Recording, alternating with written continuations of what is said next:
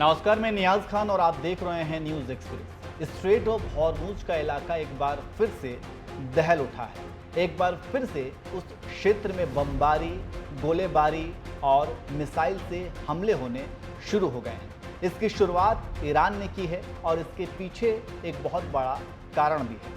आपको पता है कि किस तरीके से ईरान और अमेरिका के बीच सीज फायर को लेकर के बातचीत हुई और उसे लेकर के हस्ताक्षर भी हुए और ये कहा गया कि अब दोनों ही तरफ से पूर्ण रूप से युद्ध विराम होगा। इसके बाद ईरान में पूर्व supreme leader Ayatollah Ali Khamenei को अंतिम विदाई भी दी गई, लेकिन इसी अंतिम विदाई के अंतिम दिनों में ईरान ने कई तेल यानी कि कमर्शियल जहाज़ों पर अटैक किया। लगभग 3 कमर्शियल जहाज़ों पर अटैक किया और ईरान का आरोप था कि ये बिना परमिशन के स्ट्रेट ऑफ हॉर्मुज को क्रॉस कर रही थी, उस रास्ते से गुजर रही थी, जिसके बाद जो है इन जहाज़ों को चेतावनी दी गई, लेकिन उस चेतावनी को इन जहाज़ों ने नज़रअंदाज किया और इस अटैक के बाद ही ये मामला फिर से एक बार जल उठा और अमेरिका ने फिर जवाबी कार्रवाई की और ईरान के ऊपर बम बरसाने, गोले बारूद बरसाने शुरू कर दिए और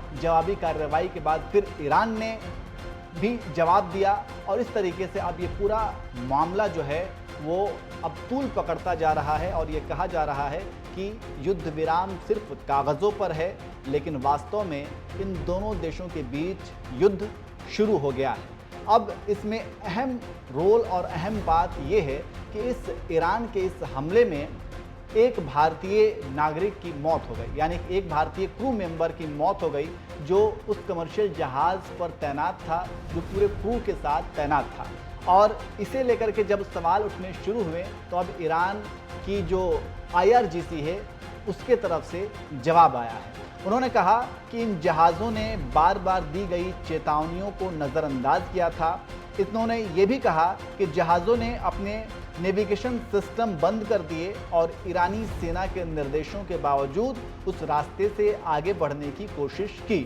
IRGC की प्रतिक्रिया ये तब आई जब हॉर्मुज स्ट्रेट में संयुक्त अरब अमीरात के 2 तेल टैंकरों पर हमले में एक भारतीय क्रू मेंबर की मौत हो गई थी।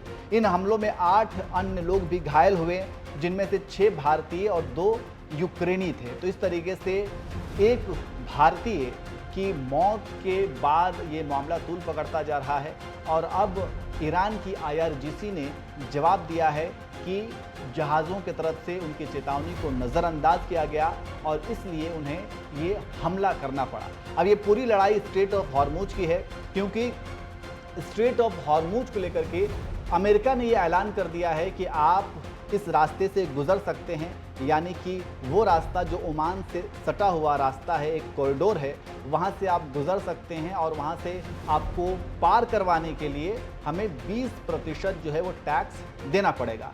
ईरान यानी कि अमेरिका ने ये ऐलान किया है। बस अमेरिका के इसी ऐलान के बाद जो है ईरान भड़क गया और ईरान ने कहा कि स्ट्रेट ऑफ हॉर्मुज हमारे कंट्रोल में है और बिना हमारे अनुमति के वहाँ पर कुछ भी नहीं हो सकता है। तो कुल मिलाकर के अब लड़ाई ये है कि स्ट्रेट ऑफ हॉर्मुज का नया बॉस कौन है और किसका अधिकार वहाँ पर है और किसका कंट्रोल वहाँ पर चलेगा। तो ये तमाम अब लड़ाई है। अब आगे देखना होगा कि इसका नतीजा क्या निकलता है, लेकिन फिलहाल जो है दूर दूर तक इसके कोई भी नतीजे निकलते हुए नज़र नहीं आ रहे हैं। वैसे आपको क्या लगता है, आप भी कमेंट करके ज़रूर बताएं।